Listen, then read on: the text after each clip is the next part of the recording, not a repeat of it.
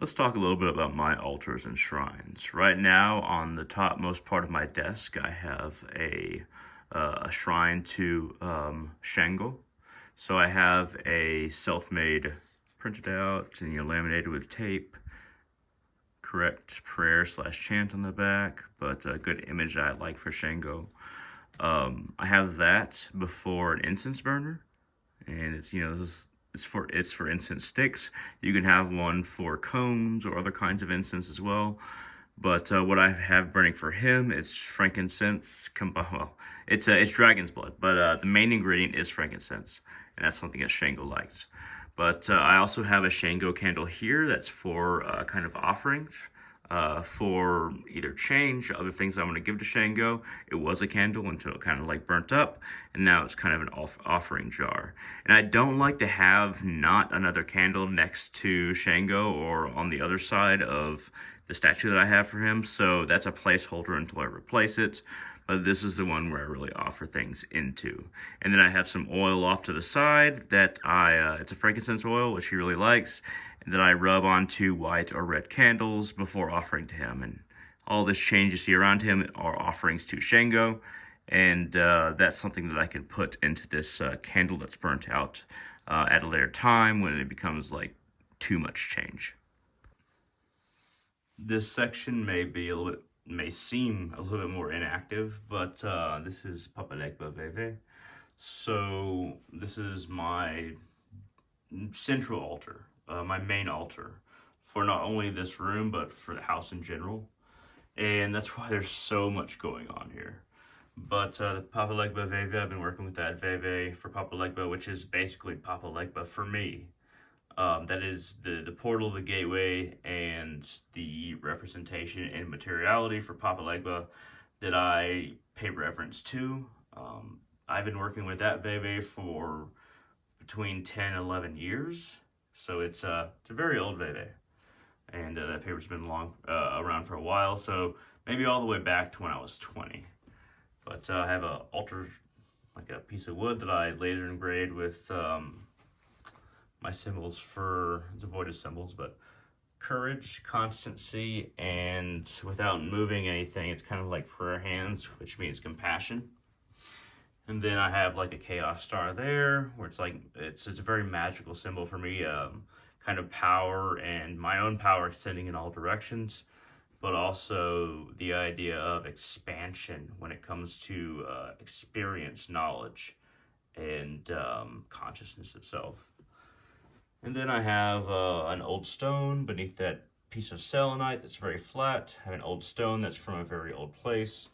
And then I have a couple of patents. That is a patent. Patent is kind of like something that you hold in your hands, or offer something upon. You might put some kind of libation upon it. You might put blood upon it. You might put what have you. But you hold a patent in your hand when you're focusing on energy. When you're withdrawing energy or sending energy into it, it's kind of like a relic.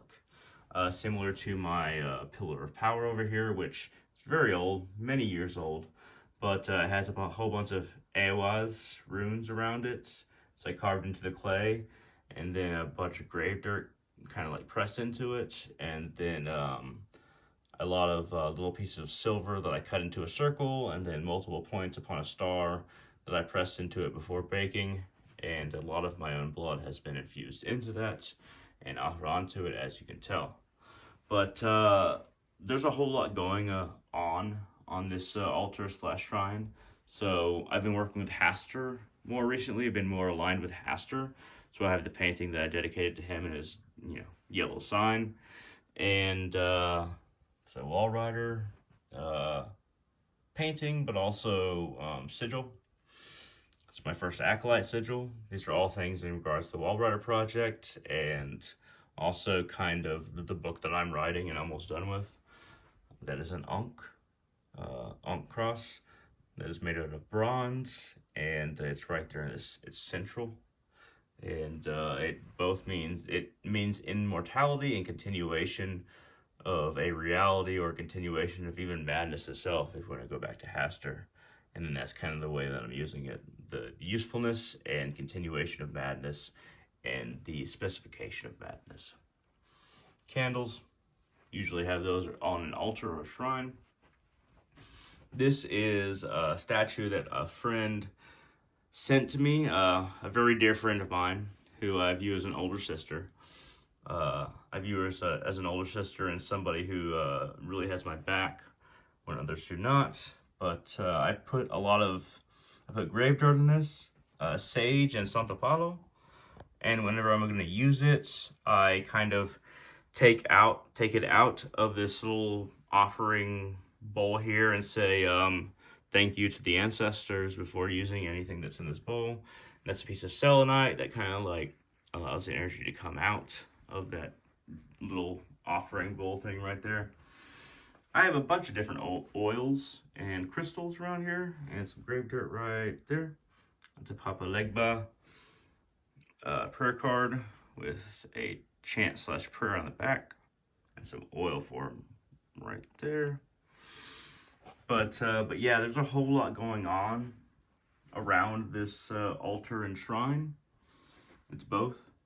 It's my grandfather right there who did pass, and that is a bullet fired at his funeral, or a casing for a bullet fired at his funeral when there's a 7-gun salute. But this is a ritual slash kind of like spell journal, and kind of a meditation journal as well that I keep on my altar slash shrine to many spirits and gods, and an altar to kind of the magic that I do. But that's the journal that I keep right there. It has Mystic Yoga incense on top of it, which I use quite often.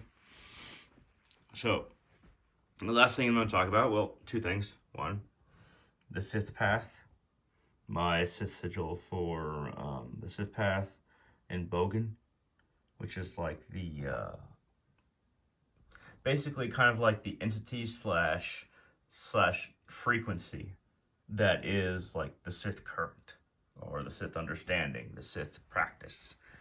I got this figure, and I call him Bogan, and there is a pattern for this path, made out of clay and stamped with the Sith sigil, and I've been covering it with ashes and putting energy into it for a long time. I've been taking that pattern out of there for a very long time.